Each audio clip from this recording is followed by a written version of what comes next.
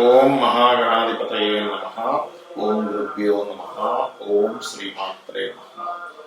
పరమేశ్వర స్వరూపమైనటువంటి జ్యోతిష, వాస్తు మరియు ఇతర అనేకమైనటువంటి శాస్త్రంలో మనకు అందించినటువంటి మహర్షులకి నమస్కారం. హయగ్రీవ హయగ్రీవ హయగ్రీవేతి యోగదయత్తస్య నిస్సగతైవాని జహ్నుకన్యా ప్రవాహవత్ అరుణాం కరుణాతరంగితాక్షీం ధృతపాశాంకుశపుష్పబాణచాపాం అనిమాదిభిరావృతాం మయూకైః అహమిత్యేవ విభావయే భవానీం శ్రీమాత్రే నమః.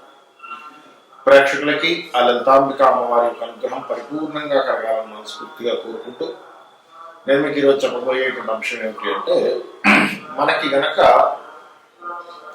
ఏదైనా ఒక అంశము ముందుగా తెలిసినా లేదా ముందుగా దాన్ని మనం కంట్రోల్ చేయగలమని మనకు అనిపించినా అది మన జీవితాన్ని మారుస్తుంది. గుర్తుపెట్టుకోండి, ఇది ముందుగా తెలిసినా ఆ తెలిసిన విషయం మనం కంట్రోల్ చేయగలం అనుకున్నా, లేదా మనం ఒక పని చేయడం ద్వారా అది కంట్రోల్ అవుతుందని అనుకున్నా కూడా మన జీవితం అద్భుతంగా మారుతుంది. ఇది ఈరోజు టాపిక్. అది ఎలాగా అంటే 3 విషయాలు ఇక్కడ. ఒకటి, మన స్వప్నంలో రావడం వల్ల తెలుసుకోవడము, లేదా మన చుట్టూ ఉన్నటువంటి పరిస్థితులు నిమిత్త శాస్త్రమే అంటారు, నిమిత్తం ద్వారా తెలియడము. మూడవది, ఈ తెలిసిన అంశాన్ని మనం ఏ రకంగా దాన్ని మన జీవితంలో మార్చుకోవడానికి ఏం చేయగలము అనేటువంటి విషయం. ఈ 3 విషయాలు మనం ఇప్పుడు తెలుసుకోబోతున్నాం. ఒక్కొక్క రాశి రీత్యా ఒక్కొక్క లగ్నం రీత్యా చూసుకుంటే కనుక కర్కాటక లగ్నము, కర్కాటక రాశి. కర్కాటకం వారికి కనుక చూసుకున్నట్లయితే ప్రధానంగా ఇక్కడ మీకు కలిగేటువంటి ఫలితాలలో మీరు ఒకటి అర్థం చేసుకోండి. కర్కాటకం వారు ఇక్కడ ఏంటంటే, మీకు ఏదైనా స్వప్న రూపంలో కానీ లేకపోతే బయట సందర్భం ఏవైతే ఉంటాయో వాటి రూపంలో కానీ మీకు ఎటువంటివి మిమ్మల్ని ఇండికేట్ చేస్తుంది, ఎటువంటి స్వప్నం లేదా ఎటువంటిది మీకు ఇండికేట్ చేస్తుంది అని చెప్పి చూసుకున్నట్లయితే, ఒక వాహనం, పాడైపోయిన వాహనం. అంటే నేను చాలా మంది చూశాను, పాడైపోయిన వాహనం వచ్చినట్టు కల్లోకి. లేకపోతే ఒక స్త్రీ మూలకంగా సంథింగ్ ఈజ్ గోయింగ్ బ్యాడ్ అనే కూడా ఒక స్వప్నం వచ్చినట్టు. అండ్ అదేవిధంగా సుఖం లేనట్టుగా, అంటే డిస్కంఫర్ట్గా ఒక కళ వచ్చినట్టు. లేకపోతే ఇటువంటి అంశాలని మనం చుట్టుపక్కల మనం కొన్ని కమ్యూనికేషన్స్లో వినడానికి కానీ, అంటే ఏదైనా ఫోన్లో అవతల చెప్తుంటే వినడానికి కానీ, లేకపోతే సంథింగ్. అయితే ఇది ఇట్స్ డిపెండ్ ఆన్ మీరున్న మానసిక స్థితి, మీరు అదే విధిగా ఆలోచిస్తున్నారనే దానికి ఆధారపడి ఉంటుంది. పెట్టుకోండి. అండ్ అదేవిధంగా ఏమవుతుంటుందంటే, ఒక్కొక్కసారి ఏదో ఒక లాభం వస్తుందండి ఈ వాహనం వల్ల, లేకపోతే ఈ యొక్క గృహం వల్ల ఏదో లాభం వస్తుందని ఎవరో ఏదో ప్లాన్ చేశారు, బట్ దానివల్ల నష్టపోయారు అని కొన్ని మనం వింటూ ఉంటాం. పలానా దగ్గర వెంచర్ వేశారండి పలానా దీనికని. అది విన్నాము అంటే ఇట్స్ గోయింగ్ టు సంథింగ్ లాస్లోకి నేను నెక్స్ట్ తీసుకుపోయే స్టెప్. అంటే ఇది ఎప్పుడు వాడాలో చెప్తాను మీకు. ఫస్ట్, మీరు ఏదైనా ఒక ఇంపార్టెంట్ డెసిషన్ మీ లైఫ్లో, అంటే ఎటువంటి ఇంపార్టెంట్ డెసిషన్స్ ఉంటాయి? ఒక వివాహమా, ఒక అగ్రిమెంట్ చేయబోతున్నారా, లేకపోతే ఒక గృహం కొనబోతున్నారా, ఒక వాహనం తీసుకోబోతున్నారా, లేకపోతే ఒక మేజర్ డెసిషన్ ఒకటి తీసుకోబోతున్నారా లైఫ్లో, అప్పుడు మాత్రం ప్రకృతి బలంగా ఎక్కువగా మీకు చూపిస్తూ ఉంటుంది ప్రభావం అనేటువంటి. అంటే వాహనాలు స్త్రీ సంబంధించినటువంటిది, సుఖానికి సంబంధించినటువంటిది, అందులో బ్యూటీ రిలేటెడ్ సంబంధించినటువంటి అంశాలు ఏవైనా పాడైపోయినట్టుగా మీకు కనుక స్వప్న రూపంలో కానీ బయట కానీ మీకు ఇండికేట్ చేస్తున్నాయి అంటే, మీరు తీసుకోబోయేటువంటి డెసిషన్ ఏదైతే ఉందో it's going to something wrong. ఇది మీరు బాగా అర్థం చేసుకోండి.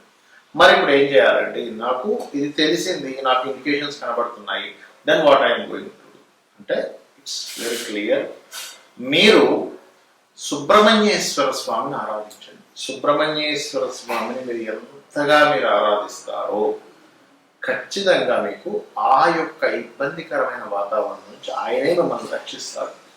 అంటే ఉదయం నిద్ర లేచినప్పటి నుంచి మీరు ఏ డీల్ చేస్తున్నా, ఏ మంత్రం చేసుకుంటున్నా, ఇటువంటివి చేస్తున్నా, ఇటువంటి వర్క్స్ చేస్తున్నా, సుబ్రహ్మణ్యేశ్వర స్వామి ఏమన్నా లేదా కార్తికేయ స్వామి, ఓం స్కందాయ నమః కూడా అనుకోవచ్చు. మిమ్మల్ని ఖచ్చితంగా ఆ యొక్క స్వామివారు రోగ శత్రువులు ఏమేర్పడతాయి సహజంగా అంటే రుణం ఏర్పడుతుంది, లాస్ అయితే అనవసర శత్రుత్వాలు ఏర్పడతాయి, లేకపోతే ఒక పని చేయడం వల్ల మనకు అనవసరంగా హెల్త్ ఇష్యూస్ రావచ్చు. వీటి నుంచి ఖచ్చితంగా ఆ యొక్క సుబ్రహ్మణ్యేశ్వర స్వామి బయటపడేయడం జరుగుతుంది. ఇది అర్థం చేసుకోండి. అయితే ఇప్పుడు నేను చెప్పినట్టు అంశం ఏదైతుందో దీనికి కొన్ని కండిషన్స్ ఉంటాయి.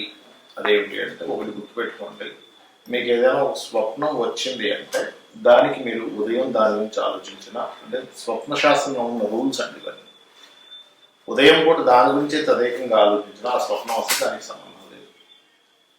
లేదా మీరు దాని గురించి ఎవరితోనైనా మాట్లాడినా, లేనట్లయితే మీకు అనారోగ్యంతో ఉండి ఆ స్వప్నం వచ్చినా, మీరు అది ఊహించుకున్న దాని గురించి ఇలా జరుగుతుందని ఊహించుకున్న స్వప్నంలోకి వస్తే ఆ స్వప్నానికి మీకు సంబంధం లేదు, గుర్తుపెట్టుకోండి.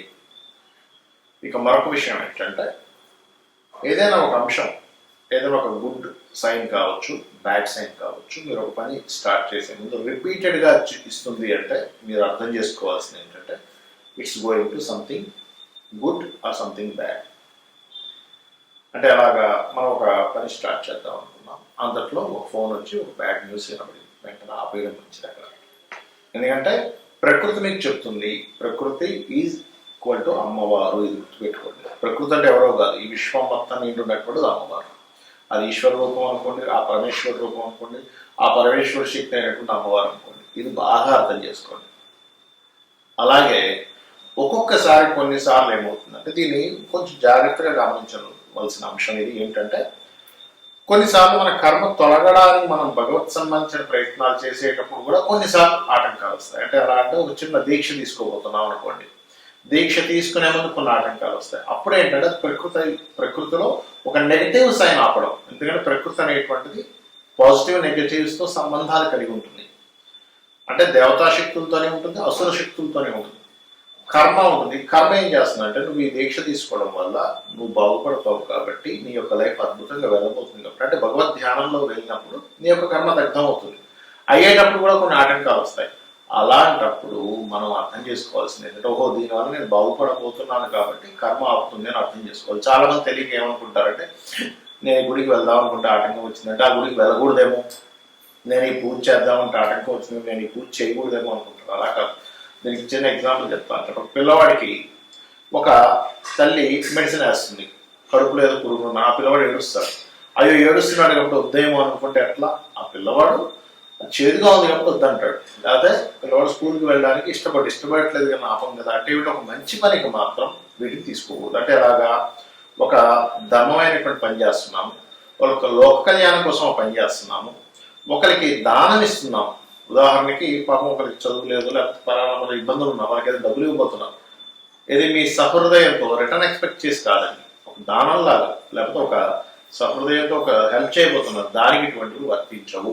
ఏమంటే ఒక హెల్ప్ చేయడానికి వెళ్ళబోతున్నా అంటే నాకు మధ్యలో ఆటకం వచ్చింది, హెల్ప్ చేయొచ్చా చేయకూడదు అనేటువంటిది కాదు. ఇది బాగా అర్థం చేసుకోండి.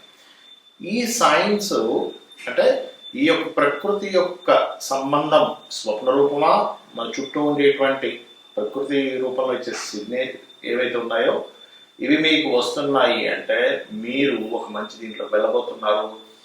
వీటిని నేను రాసుల వారిగా ఎలా అయితే చెప్పానో, దీన్ని ఎట్లా బ్రేక్ చేయాలి, దీన్ని ఎలాగా సెట్ చేసుకోవాలి అనేటువంటిది మీరు ఈ రకంగా చేసుకుంటే మీ యొక్క జాతకం, మీ యొక్క భవిష్యత్తు మీ చేతుల్లోనే ఉంటుంది. కాబట్టి దీన్ని బాగా అర్థం చేసుకోండి.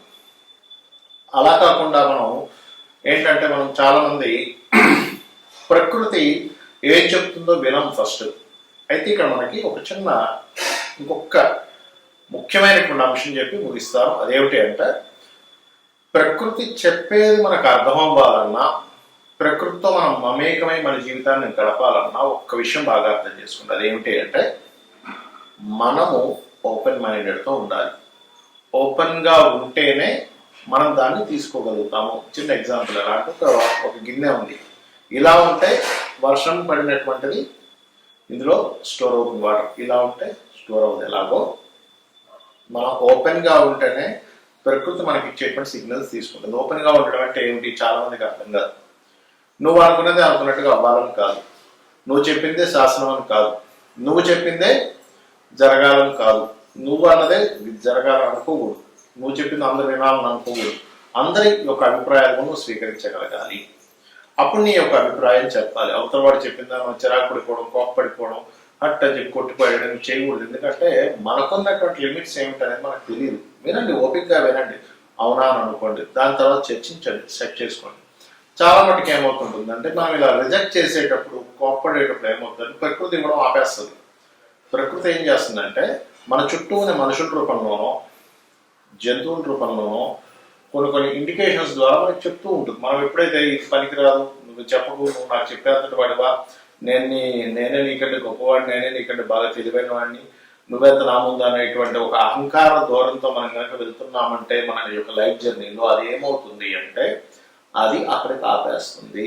ఓకే, ఇతనిలో కామక్రోధాలు బాగా పెరిగిపోయాయి అనమాట, నేను చెప్పాల్సిన అవసరం లేదు అనేటువంటిది. అంటే దాని అర్థం ఏమిటి, ప్రకృతిలో ఉన్నటువంటి అసుర శక్తులు మనల్ని ఆవహిస్తున్నాయి. ప్రకృతిలో ఉన్నటువంటి దైవీ శక్తులు మనం ఆవహించాలన్నా, ప్రకృతిలో ఉన్నటువంటి దైవీ శక్తులు మనతో తోడుండాలన్నా మనం త్రిగుణమును గెలవాలి. అయితే ఇక్కడ ఇప్పుడు ఉన్నటువంటి సిచ్యువేషన్స్లో, ఇప్పుడు రాహు ఉన్నటువంటి సిచ్యువేషన్ కానివ్వండి, శని ఉన్నటువంటి సిచ్యువేషన్ కానివ్వండి, కేతు ఉన్న సిచ్యువేషన్స్ కానివ్వండి, ముఖ్యంగా ఉదయాన్నే నిద్ర లేచి ఒక్కసారి మీరు గణపతిని, అంటే నాకు ఏ రాశి నక్షత్రం ఏమీ తెలియదు అంటే అప్పుడు ఏం చేయాలని చాలా మంది అడుగుతూ ఉంటారు.